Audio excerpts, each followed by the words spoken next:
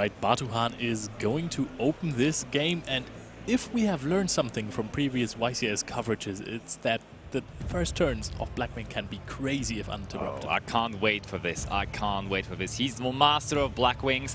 You could tell he's already using the Blackwing Dragon Sleeves. There's a small world to basically get him into any line of play that he likes. So let's see which one he chooses. And Batuhan lately has been a little bit unfortunate because, for example, he traveled all the way over to YCS Vancouver not too long ago, started off with a strong 7-0 start and then managed to lose 3 in a row to just miss out on top cut. So he really keeps on trying with his Blackwings, and maybe this event is the event again with a super promising 5-0 start here. You know, actually, back then I made a big mistake because I actually told him, hey, if you win a YCS with Blackwing, you can get my Starlight Rare Blackwing Dragon.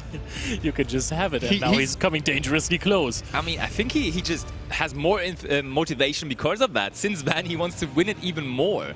He's very committed. I love the fact he's so committed to the Blackwing brand as well, that he's got the sleeves on his main deck. Absolutely, it's great. I feel like if I was playing a very rogue deck, I wouldn't I wouldn't put it on my card sleeves and let everybody know. He just commits, like, there's no way back for him. He's going to play Blackwings for forever, or at least until he tops the event that he desires to. And now we have added Blackwing Sudri, first of all. And Sudri has already led out to the good old Shamal there. And then Shamal is going to activate the Black Feather Wild here, if I'm not mistaken. There it is. And of course, Ruben is going to read up on those cards. And he's going to be the one with the rogue deck that does not get to play first. And there's a new addition to the deck of Batuhan. We did not see that lately, but now he's on the good old Assault Synchron. And I really like that addition. It gives him even more ways to Synchro Summon. And the Blackwing deck already has so many ways to Synchro Summon, so it's great. Yeah, Assault Synchron's got to be such a great addition to any Synchro-based strategy, especially one that wants to summon dark monsters. You just special summon it from your hand. I mean, that's already a straight-up very powerful effect. And then as another effect, you'll be able to banish it from your graveyard later to summon a dragon. I love how Blackwing is super rogue and barely anyone knows the combos, but this coverage team is now really experienced because of Batuhan. Totally, he's teaching us all. All of us have become Blackwings and Joyers. And it's interesting that he decided to play the Assault Synchron, because honestly, it's like the Synchron that wasn't as popular lately, because obviously Revolution Synchron was released just recently, but he found his way to the card from the Battle of Legends Monstrous Revenge there with the Assault Synchron instead. I mean, it just fits better. He wants to go for Synchro Sixers, and he has like a lot of level 4 monsters together with the Assault Synchron that easily gives him access to, for example, the level 6 monster that he just has there on the field, which is going to be, if I'm not mistaken, which one is this? Was Nothong. Nothong, right? Yeah, that's Nothong. And there we also have my favorite birdie. Look at how cool this thing looks. The gangster is back. Vata. Blackwing Vata. He really looks cool. So, Ruben also, in the meantime, already got burned for 800 through the effect of Nothong there, so his life points are down to 7,200. And Batuhan himself also brought him down to 6,600 already. Well, which was the effect that made Batuhan pay life points? There are multiple ones, I think, that are doing that. I think Assault Synchron, first of all, definitely lets you pay life points. And then there must be another one. I think it might be Shamal. I'm not 100% sold, though. But there is a Baron de Fleur, which I totally know, so we can keep on talking about the cards I 100% certainly know. Oh, we have a Zephyrus. That's another 400 life points right there. I'm really amazed as to how this deck developed, because when we saw him earlier in last season, the deck was going for pretty much only Blackwing cards. Yeah. No generic answers to anything, but now the first thing that happens is a Baron de Fleur. This plays around Nibiru, this plays around everything. It's great. It's superb. And honestly, Leo, I don't know whether he even needs your Blackwing Dragon in Starlight Rare. He has a pretty beautiful Ghost Rare version of the card right there, so I think he's happy with it. That is absolutely true. And now this is Borea, if I'm not completely mistaken. Borea Storm, probably, but Borea yes, Storm, yeah. That's absolutely it. And Ruben is just carefully reading all of this, and he makes himself ready to also make Batuhan probably read some cards later on. The thing is with Ruben's deck, he is playing quite a bit of engine, and then also some very interesting going first cards. But going second wise, his main deck is not super well equipped, because there's Impermanence, there's Ash Blossom, but I think both of those we would have seen already by now. But besides that, there's not too much, honestly. Basti, there's also a Dispata right now. Do you mind, you have access to the decklist. Is there a possibility to go for a Kali Yuga here? Let me double check. Or did he cut it? Because there has to be some space in the extra deck. There's exclusively synchro monsters in the extra deck of Batuhan here. That is This cool. is now a pure synchro deck. You're right.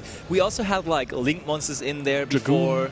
We had Dragoon in there. So Batuhan really is trying out all different versions of the Blackwing deck. And maybe he now has finally found the version which will net him a YCS top here in Dortmund. Are there any Blackwing effects which lock you into a particular type, maybe only synchro summoning? I don't think so, honestly, because, Okay. I mean, we've seen him doing all the different things, and I don't think there was a way. But look at that. That is now what we have set up. Is Ruben going to be able to go through all of this? It is looking very strong. I think the thing standing out there is double Blackwinged Assault Dragon, which was just casually added onto the field there. Oh, and now Oh something, my. you can Oh see my. something that has always happened when I played Virtual World. This deck is really inconsistent. I think maybe this is a bluff. You know how players often will just, you know, sometimes, maybe not often, but you will, if you don't think you can win the first game, you don't want to let your opponent just show what you're playing It's just for fun. such a bait. He's making Batuhan So think this is if Labyrinth you or set something. 5, then yeah. your opponent's going to think, hey, this is probably a Labyrinth deck. Totally. So if he wins the game before seeing any of Ruben's cards, then maybe that's the strategy here, which is a very, like, mind-gaming strategy. I love it. I love it too, for sure. So Batuhan now in the end phase activated and resolved Blackwing Twin Shadow. That brought him access to the Blackwing Full Armor Master now there on the field as well. So we finally have more Blackwing monsters than non-Blackwing monsters on the field, and there's even another one. There's now the Borea Storm coming back too. Basti, you were talking about the Full Armor Master before we were going live. Yes. So can you elaborate why this card is really crazy right It's now? crazy because it is, of course, still unaffected by other card effects. And when you expect Unchained to be the most popular deck, they usually only have one way really around this, with is the Underworld Goddess. But this deck can easily put up 2 of the Full Armor Masters, and therefore then after the first one there is no real out to that anymore, and now there's Skill Drain. So Batuhan is even more convinced this has to be Labyrinth, I love that. That's right? really funny. He's just fully committing to this mind game by putting, maybe that's what the skill drain is in his deck for you. But I mean, I'm also like super confused. Why is there Skill Drain in Virtual World? I actually don't really get it. I mean, the good effects happen in the hand, right? Yeah, you can build up your field, sure, but after you build up your field, you have monsters that want to negate or interact with your opponent, so why do you have Skill Drain? But for now, Batuhan and his Blackwings are going to take down this game number 1. Therefore, Blackwing still flying high and maybe flying to another victory here.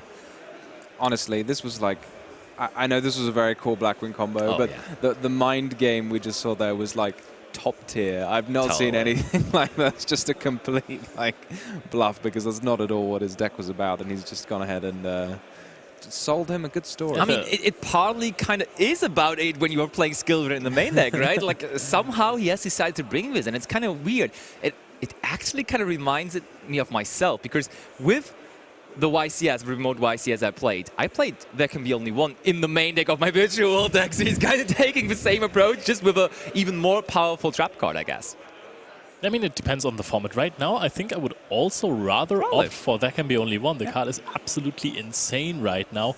Which deck can just flawlessly play through it? I mean, Virtual World can't really. Blackwing for sure can't. No, it cannot. Yeah. I mean, Virtual World isn't really hindered by it that much. But we have Unchained, which has problems. Yeah. Fluwanderies has problems. Telemans is fine. Yeah, Yeah. and I think Dragons. Rescue Ace, so they have warriors and machines, right? So True. They, But it might be okay. one thing now, though, because Batuhan has decided to now go with the full synchro approach, one side deck card of Ruben is coming in handy, and it's Dimensional Barrier. We have not seen that too much this weekend so far, but he is siding triple copies of the card. And I mean, if there's only synchro monsters in the extra deck, calling synchros is just brutal. I mean, back when I played Blackwing in 2011 versus a plant deck. I didn't need my extra deck, you know. I had Sirocco, I had the Bora, and I had multiple Kalutes, and then I would just run over Dandelion tokens. Cool story, would you really have wanted a dimensional barrier? I thought that was where you were going to go with this. I thought you were going to say, no, this was a nonsense story. You were just like, I love Blackwings, go Blackwings. Yeah. Back then, you probably could play around D-barrier better than today. I mean, there was no dimensional barrier, but I think 10 years ago, 12 years ago, Oh, it's so long ago. 12 years ago, the card wouldn't have been that good. Yeah, probably not, because there was not that much extra stuff happening at all. That's true. But now looking at the side deck of Batuhan, we see a lot of very impactful cards and also a lot of cards that are good going second. So I've seen a lot of lists that kind of had plenty of going first cards, and this one is really mostly orientated towards going second. Drone Lockbird, evenly matched, Feather Duster, Impermanence, Lightning Storm. Do you just blindly throw in the Drone Lockbirds here versus the deck at set 5? I don't think so, right? No shot, yeah. No shot are you sliding those in against what you think is a Labyrinth deck. Funnily enough, it would be good versus Witcher World to bring it in, but that is not going to happen.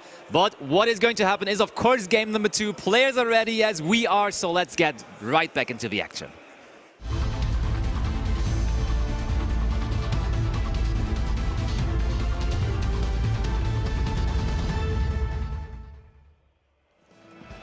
How good is Lockbird really versus Virtual? Because if you're starting with the City Kowloon and you set up your Tuche and you activate Lulu right from the beginning, there's not really that many searches you are denying. Maybe the one from Xinglong? Yeah, the Xinglong Surge. Also, it plays around Desires, kinda. So it does some stuff, but not massively.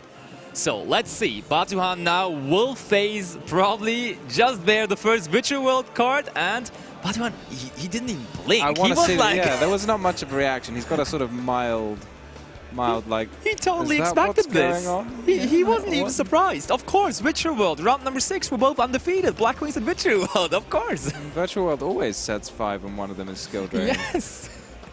Imagine Batuhan going, who plays that now? Bro, why did you bring this deck to a YCS? How would you dare? Clearly, Blackwing is the pick.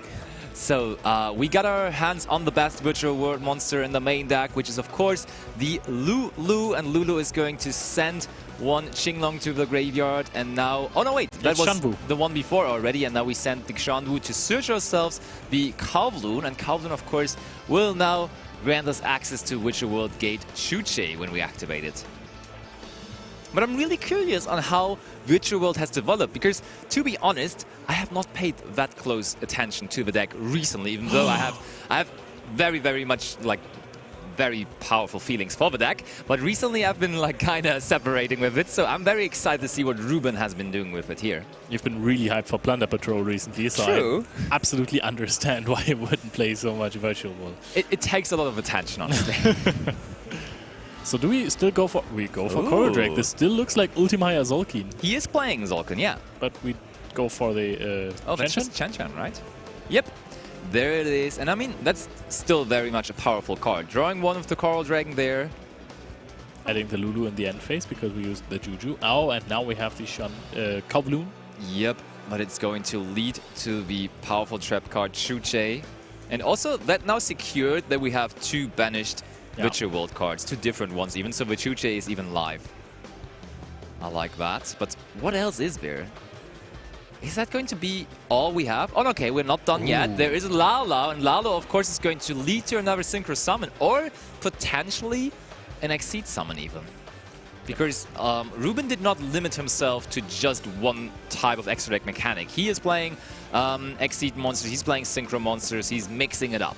I think that we're going to see something interesting now. I think Nanyan is going to trigger when the Juju is summoned. Nanyan is going to be a tuner, so we might see the draw 1 start as Charge Warrior, and then an overlay to the new card Evalzar Lars. Ooh, yep, he's playing Lars. That is pretty likely. But I mean, there are other options in there as well. So regarding rank 6, we could either go for M7, which was like the original, most popular one. Then Wallow was released after, which is also like a really powerful rank 6. And then just lately Evalzar Lars has joined the party. So which one are we going for? I just think that Wallow is not going to be a great combo with Chen-Chen. True. Oh, and indeed. Ptolemy only does something on your turn, so it's not a quick effect to bounce a card. And that's why Evolzalas is just like the perfect choice here. It's really nice to see this card have some play. I missed Evolzalas. I was going to say, the main reason is Evolzars are just cool. Yeah. Like Lagia, Dolkia, give me some of that. But I mean, now we have a rank 6, and you don't need to make it with dinosaurs, even better. Yeah, totally. So Evolzalas there. Ooh, seems like we have not even normal summoned just yet. And we have Kranvu in the graveyard still, so we're not done just yet. And I think, are we looking for Totem Bird here maybe as a rank 3 there? Oh, it almost seems like it. Yes. Indeed, here we go. Totem Bird, I like it. And in the end phase, we are adding the Lulu back, so it just makes total sense to normal summon that one that we have in hand. Well, crazy! Yeah. What is this field? I did not expect that. It's really impressive. You have trap interactions as well, so you do not lose to something like a Dark Ruler no more. You are not forced to play into a triple tactics thrust immediately, which you could negate with Totem Bird as well. Yeah. By the way. And you have Shenchen, which is a really powerful continuous effect. Totally. I've been preaching that since the beginning of Virtual World days. It's super nice to have multi-layered fields where you have monster interactions and spell and trap card interactions. Therefore, you don't lose to Dark Ruler immediately. You don't lose to Feather immediately. It's good to spread it up a little between spells and traps and the monster section. Yeah, especially now with like Thrust being one of the most popular options to try and come back against opponents. So guys, if you have seen the deck breakdown we showed you guys earlier, this is what we meant by 52% others. Yep. And they are doing quite well in the tournament with both of these guys being undefeated. So there is Shenchen now, and Shenchen apparently is in Spanish because Ruben is Spanish. And Leo, do you remember the talk we had before the tournament? For some reason, I've decided that my pick for winning the tournament, nationality-wise, is going to be Spain. And there are not many Spanish players in there. You know, most of the time when you talk, I really don't listen. But this one I remember. I'm amazed. We're in Germany. Yep. You're I am German. There's 50% of the field is German. Yep. And you've decided that Spain is the pick. I was on holidays in Barcelona for a week. Aha, well that's enough to persuade anyone. Oh my goodness, there's evenly matched in the battle phase, but Totem Bird right away is going to get rid of it. Yeah, how do you explain this to your friends out? He's like, oh, I thought I was going to win, but then my evenly matched got negated by Totem Bird. Yeah. That seems totally made up, to be honest. Your friends are going to be like, nope, bro, you don't have to find explanations there. But how good is Shenchen versus Blackwing? Oh, there is Lubellion in there too. He's playing triple Lubellion in the main deck, yeah? Oh yeah, of course. Of course he is. Why would you mention that before? Yeah. I mean, it's bestial Blackwing, by the way.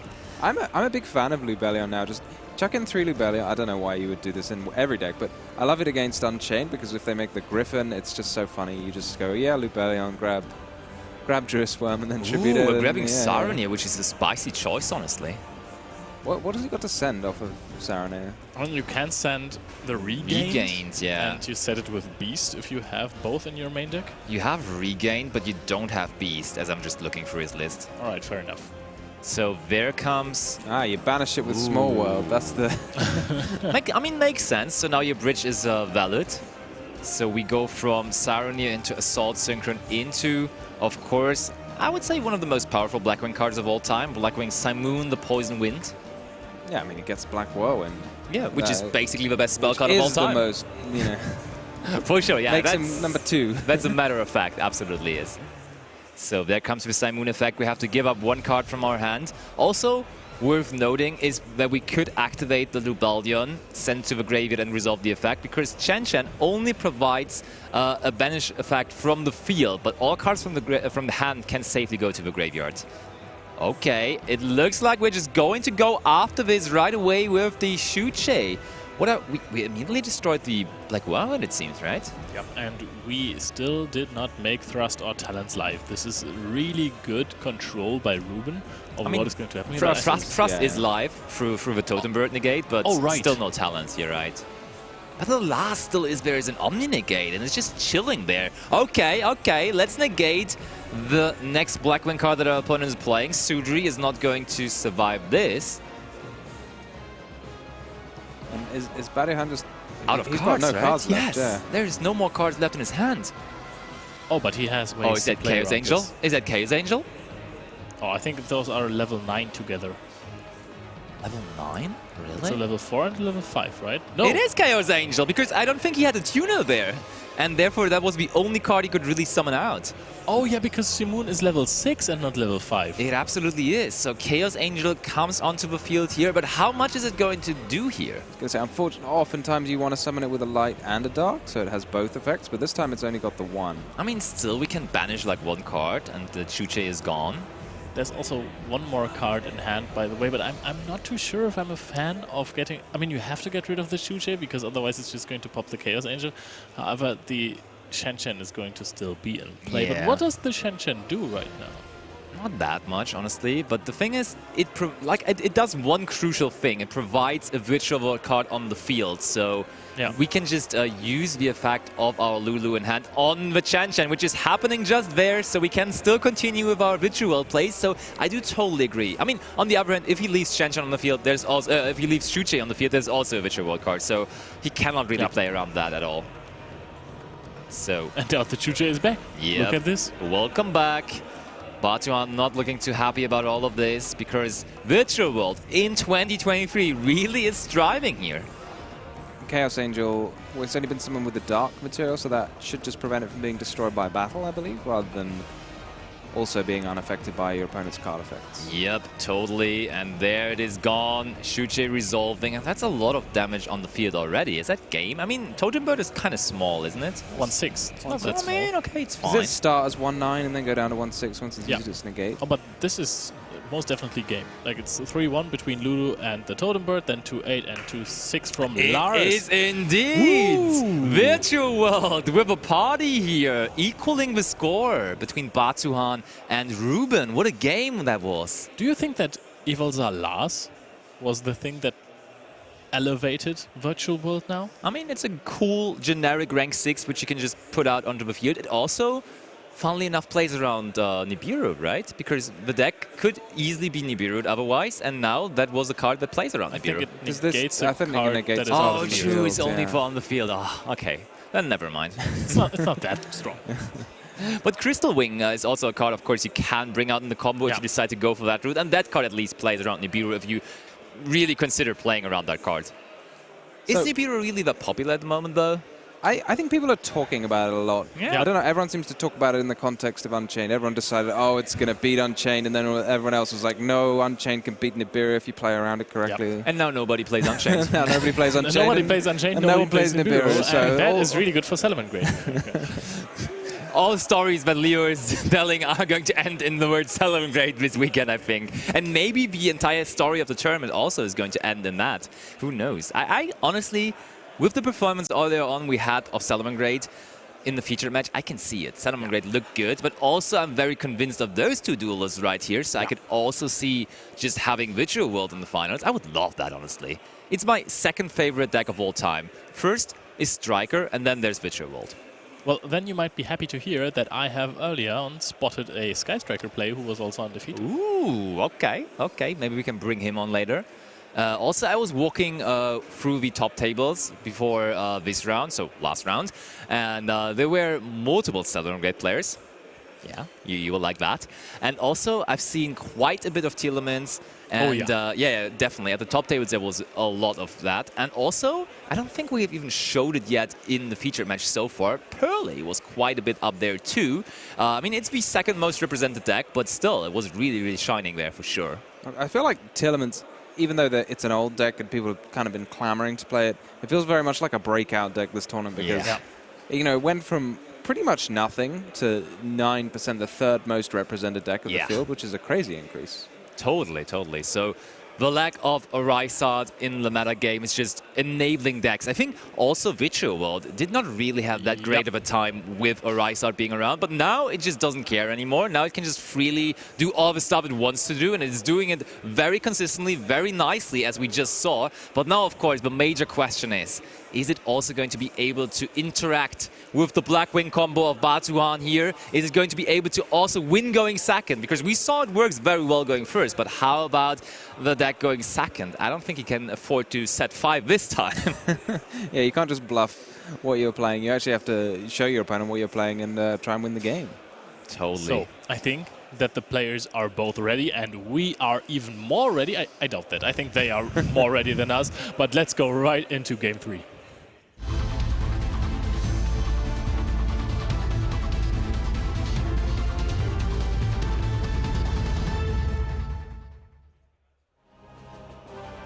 But honestly, the Virtual World deck, just engine-wise, has a couple of very cool tools going second. So first of all, one card I always loved with the deck is Vermilion Dragon Mech, which can actually just work through fields very good. And also then, on the other hand, as you're playing so many Exceed monsters, of course, Zeus will always be an option for you as well. I think, by the way, that we have a really difficult hand for Batuhan. Ooh, okay. I think I have seen the Drusworm, Assault Synchron, Ghost Match, and other spells. And now Saranir has to banish the never rebellion feels good. Never feels good. There comes Assault Synchron, activating the effect, paying some life points, bringing itself onto the field. Yep, but I mean, this is a good start, right? This is a pretty instant, you know, Baron de Fleur. Oh, it looks like double Ghost Match in his hand there. I mean, you can go for a Bestial Disparter route as well, and trying to tribute it for a Lubellion after that, setting up some additional cards, and then tributing, because you tributed the Disparter for Lubellion, you can just summon it back with the Assault Synchron. I like Synchron. that, I like that. But first of all, we are going to have Assault Synchron being brought back. And is Ruben going to do anything about this? I think I saw a card. Yeah, I think I saw a card as well. There is a card. We are not going to spoil it, but I think Ruben may have some piece of interaction there in his hand. Is it going to be used, though? Is he going to get the chance to use it, even? Oh, and he is going for the slightly bigger combo, which is Bestial Disparter, which is not a so-called Omni-Negate. It really isn't, and I think Ruben is already like really liking the developments of this, because the card we were spotting is going to be the card that punishes people for not putting up Omni-Negates, punishing them for going for the bigger combo route, because it is the Nibiru, and he's still waiting here. Okay, I think this is the point where you Nibiru, after of course the Disparter was summoned. You have to, yeah, for sure. So Assault Synchron, just double checking on the card. What is the condition for Assault Synchron banishing itself to summon from the graveyard? The monster has to be tributed. Oh, that's very cool. Yeah. That's a very cool interaction. So this combo is just pretty generic, like any... well, I guess it's exactly Lubellion plus Assault Synchron lands you this field. Yeah, indeed. So it's tributed or banished, so either or the other thing. So also... Oh, but wait, are we chaining? That's does not seem that correct. It seems like that was what was happening, and now the Disparter is on the field. The thing is, could we have just negated with Disparter if... No. You can destroy if you take your own banished monsters, but you need opponents' banished monsters to negate an effect. Yeah. Maybe Ruben was worried if his Nibiru got destroyed that it wouldn't tribute everything on the field, but I don't think that's correct. I think it still does. It would have, yeah. So Batuhan is really confused by what just happened there, because sure, he lost that one card, but that was really not the main thing he wanted to accomplish there. But this Disparter is way more important, I think. Oh, and yeah, we're going to get back this Assault Synchron, send the Drusworm, send the Nibiru. I don't know if you want to send the Nibiru necessarily, because you have the Gozen match in hand. Oh, that's very cool. You can lock your opponent into lights, and then after that go crazy in the turn where you have Battle Phase, after your opponent committed at least one card. Seems very good. I think you would immediately flip it, actually. Okay, so we are going for a Synchro 8 here. What is going to be the next thing around? Do we finally go for a Blackwing card here? Who needs Blackwing cards? I mean, we have Bestials, we have Assault Synchron. He's doing pretty well with the other cards, I will agree. What level is a Nibiru token? Is it 11? Oh, I think so. Oh, it's Draco Berserker there. Hello. Another non-Blackwing card hitting the field. In fact, it's a Worm that has just been summoned. And it is summoned in defense position. So you think this is the plan, to leave the Nibiru on the field? Very heads up, Leo. Very heads up. Yeah, but why do you then go for the Synchro summon anyways if it's just going to run over the Draco Berserk? Like, you can just not make it. I guess. But now you have, like, kind of a safety net.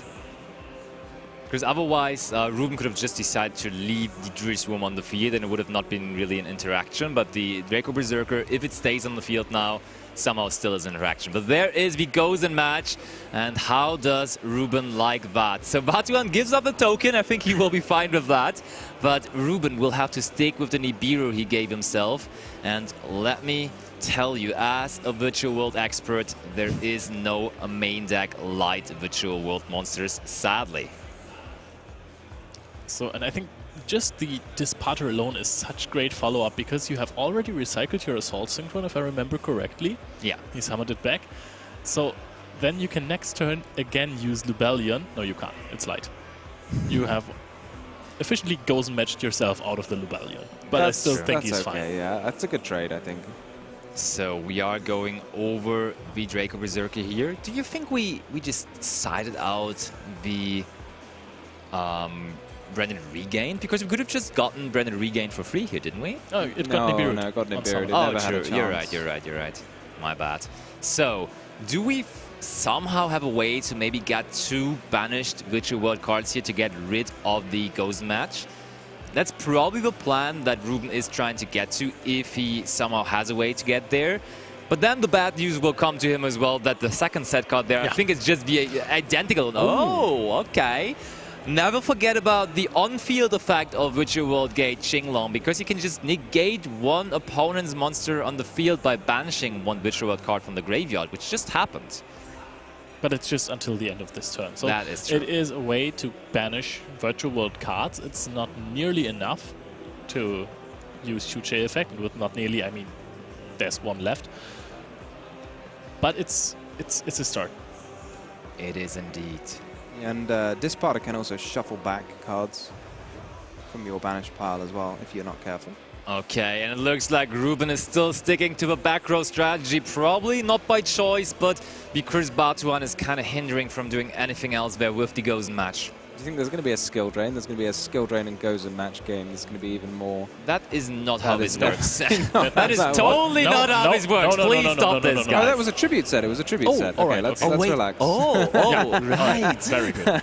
That's very heads up then by Ruben. I was really confused by the emotions of just setting the monster and then sending the Nibiru to the graveyard. Yeah, same. But that works. That totally works. So we got rid of the Nibiru, and Batuhan really focused on having that Nibiru on the field for Ruben. So now that we got rid of it by tribute summoning, I'm just assuming that this was either Lily or the good old Laola, which are both level 6 monsters. So they would be an easy tribute set. And oh no, we just summon out the Nyan Nyan and go into end phase. But we let it get banished, so you can. Yeah, we are in end phase. That's why it's banished. That's cool, though. He just wanted to banish it. And the Dispater was still negated by Xinglong, so very well played by Ruben. However, Ruben does also, I don't really think that he has follow-up as well, so it is basically now a top deck game. It's a top deck game, which I always love, when both players have had rough openings and now they're just sitting down there, drawing card by card, relying on those heart of the card moments. And Batuhan, did he find something? No, he passes back over to Ruben, who might now, if he picks up a Virtual World monster, be in the driver's seat, but he passes it back. Oh my goodness, what's going on here? Imagine a Shura right now. No, we are going to set card. another card. If this was Shura into Lily, that would have been absolutely fantastic. And then Magical Android, no, that does not work. There is Gozen match. Okay, let's go. We are in 2023. That's Kavloon. But that is also not really developing our plays. The thing is, we are actually activating gate after gate after gate. So maybe the special effect of Kavloon at some point is going to happen, because if you have 4 or more gates on the field, you can special summon up to 4 virtual monsters with different names from your extra deck. That is absolutely insane. That is actually insane. Yeah, it has multiple effects depending on how many face-up gates you have, and that's now free. Okay. Oh, those are the lines I want to see. We're using Shanwu to put the Lao in defense after just banishing one Kavloon, getting closer, getting just so close to that next SHUEISHA pop. And we are living in a virtual world. Ruben picking up another card for turn after Batuhan passed once more, and there is Valunu from the top. We have it finally. And those are 2 wins. They are indeed 2 wins. Oh boy. But I mean, he's immediately grabbing his deck, and there was the... Yes, you have to activate this card first, because I saw the Ash Blossom in Batuhan's hand. You cannot just activate a card and smash it on the field and resolve it. There is a window for your opponent to respond to that. Yeah, no matter how excited you get. Yeah. You think, oh, I haven't been able to play a card for ages, draw it, let's just play it right away. But no, you do have to wait. Give your opponent a second. Absolutely. So Batuhan double reading on the Lulu, because I don't know even if Batuhan played back in the virtual world days, because this deck was very, very relevant at some point in the meta game, but it has been basically disappearing from the tournament scene, or from the highly competitive tournament scene at least, over the last couple of months. This is going to be really crucial right now, because this is the card that you wanted to Ash. Virtual World kind of had same problems as Branded, actually. Everyone who played the deck was like, yeah, if my opponent ashes Lulu, I pretty much skip my turn most of the time. Yep, it most is of the time. Going to stay in the hand at least, though. Like, at least Branded Fusion is gone after you got ashed on it, but the Lulu will be there again next turn. But Batuhan finally found a monster himself! He gets to play! There is Shudri, and that's a really good pickup for him here.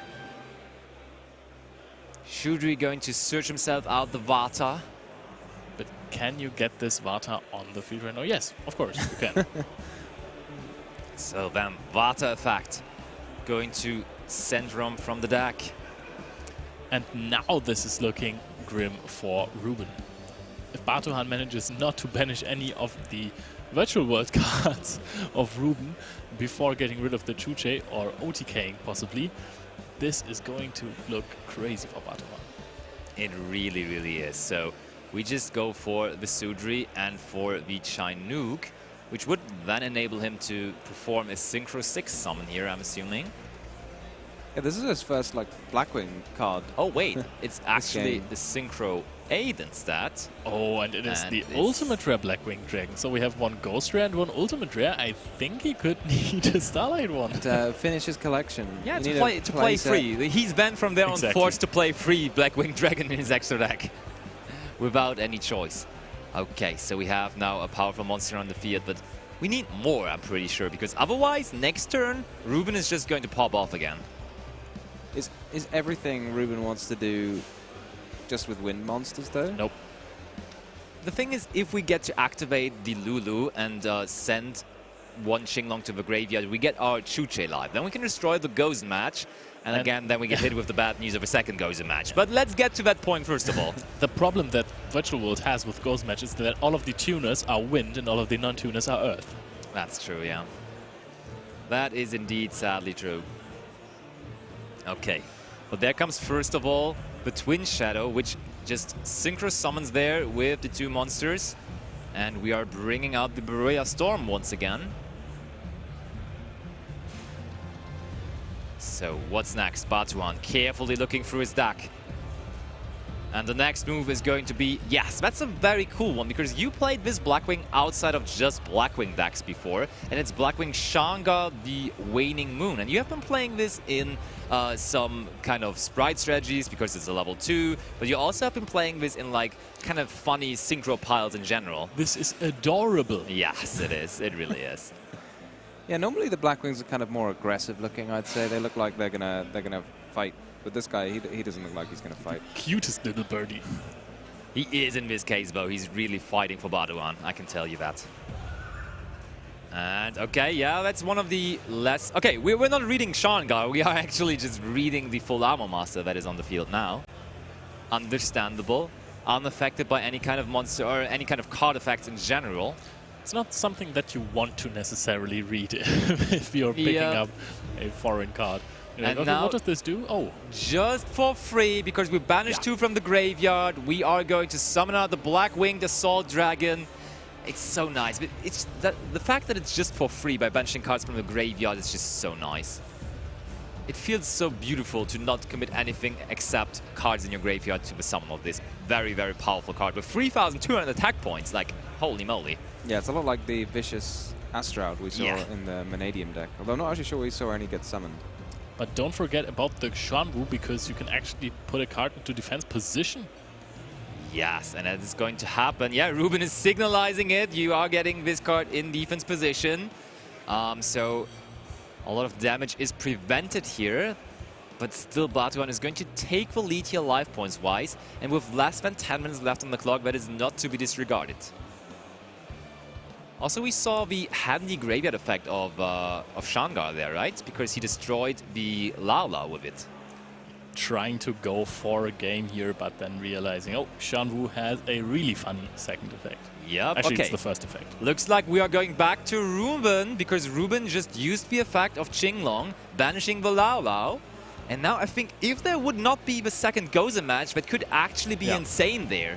But, oh, okay, let's see when Batuhan decides to flip it. Actually, we don't know if this is exactly a second Gozen match. We just figured that.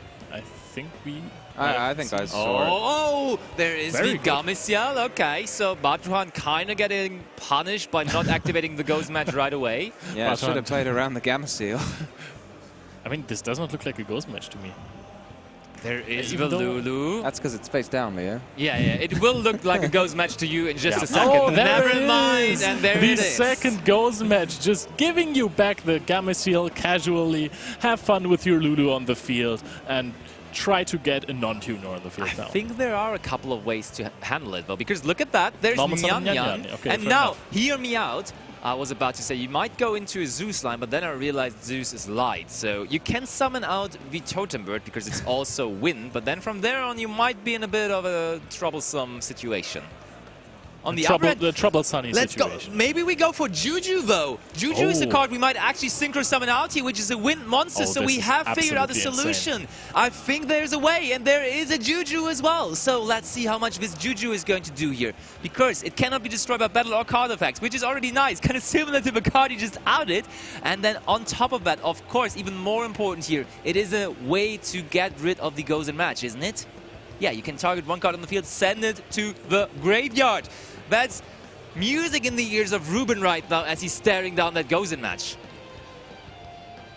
Yeah, also let him banish more virtual world monsters so he can potentially use the trap card again next turn as well. Yep. Yeah, this is looking insane. He has just outed the second Gozen match. He's off to the races here. I think Ruben is just Oh. grinding into it. And he's using Nyan Nyan now because he has banished this with the Juju effect, and now he can put back a banished card to the graveyard, I suppose. No, to the deck. Oh, to the deck, okay. But still, you can even take cards you banished with desires there, which is kind of Yeah. nice. There's not many cards that allow you that, but Nyan Nyan is one of them. So, Ruben kind of getting a hat here. And I mean, he will also most likely get his Chucho live again for the next turn. So, if he's doing this quickly, I think he's going very much into the right direction here. Oh, this is all of a sudden looking really good for Ruben. We don't know what Batuhan has in his hand. You already revealed an Ash Blossom. Can you look at the deck list and tell us if there are some possible interactions right there? Probably not, no. There's nothing I I think could tell the him. There's last- Effect Veiler, potentially, but I don't know whether that's still in there. Didn't he add... What's the copy of the monster on the field, the main deck monster? Shudri? Yeah, I think he added another Yeah. Shudri to his hand. Yeah, that's good follow-up, actually. So, but now there's Juju. GG, sorry. GG also, speaking of follow-up, and then immediately, of course, GG is also coming to the field because it's the definition of follow-up for virtual world players. And I think we modified the level of GG to level 6, and therefore we have access to a rank 6 here. And I was dreaming about Oh. Zeus early on, but I think we might be going for Zeus line here overall then. Oh, and Wallow is absolutely fantastic as well. You have access to so many great monsters that you could set to your side of the field. So also gain 100 attack for Yeah. every monster in your opponent's grave, or is it every card? I think it's every card, and I even. think all of your monsters gain the attack. Oh my goodness, that's going to be massive. Indeed. The OTK machine. Yeah, they gain attack and defense for each card in your opponent's graveyard. So you can special summon it as well. Yep, we Oh. go for Draco Berserker. Is It's this gonna not be setting it, and game that is even? a 'Cause lot you of get the damage. extra attack, don't you? Yes. Okay, okay. Wallow, we're counting, we're counting. How much is that? That's a lot of attack points currently there for Ruben. And out of an impossible situation, he's really, really pulling a hat here. Even with the Draco Berserker that we talked about it earlier, maybe was not the most necessary summon in the game. He could have kept the Druidism, and now the Draco Berserker is going for the 2 attack and the attack game for a lot of damage, and it is actually game. The Draco Berserker comes back and defeats Batuhan himself. That was such a crazy game. Ruben coming back with his virtual world strategy. We've been passing for, I don't know how long was it. It felt like 10 turns in a row where we just have been passing back and forth. And now in that one turn where he really needed it, he got to out 2 ghost matches in a row and just went on victoriously and even ended the game in the turn he started doing that. Wow. And I love this about Yu-Gi-Oh! Because if you're playing against a rogue deck like Virtual World that you don't really know too much of, you're thinking, hey, I have the Ghost match. I have such a big advantage. I have 2 Ghost matches even, so if he manages to pop one, no worries. And all of a sudden, they summon the Juju from the extra deck that you have never ever seen in your entire life, and it's gone. Even myself, a Virtual World lover, I forgot about the Juju, and then all of a sudden I was like, there is a Wind Synchro 6 monster, and it's Juju, which actually even is outing the Ghost match. The problem. Yeah, it was the perfect answer to the situation that was brought up to him, and honestly, it already was looking great by design, having 2 rogue decks facing against each other, but this match, honestly, that was one for the ages. I love that. I was also super impressed by the play of Ruben there, the way he played around Gozen match in that 3rd game. Like, the creativity of like tribute setting a monster and then using emergency teleport, not to do anything, just to banish your own monster, to get 2 monsters in the banish zone. That was really cool. Yeah, and now there's something happening that I really, really love in tournaments. You guys can't see it, but we still have the monitor with the table top-down view. And both of these players are just sitting there and they're discussing the game. It's after the game, you're going, hey, could I have won this if I did this, this, and that? And your opponent is discussing with you, and both of you are getting better eventually. Yeah. Totally. Do you like it when your opponent says yes or no? That's could I have won? That's a good Some question. opponents will just always say no. Some people will just be like, nope, no way you could possibly have won. Yeah, because they just assume they were the better one in this situation. Yeah, no way you can even beat me, no way you can even touch me with my gameplay.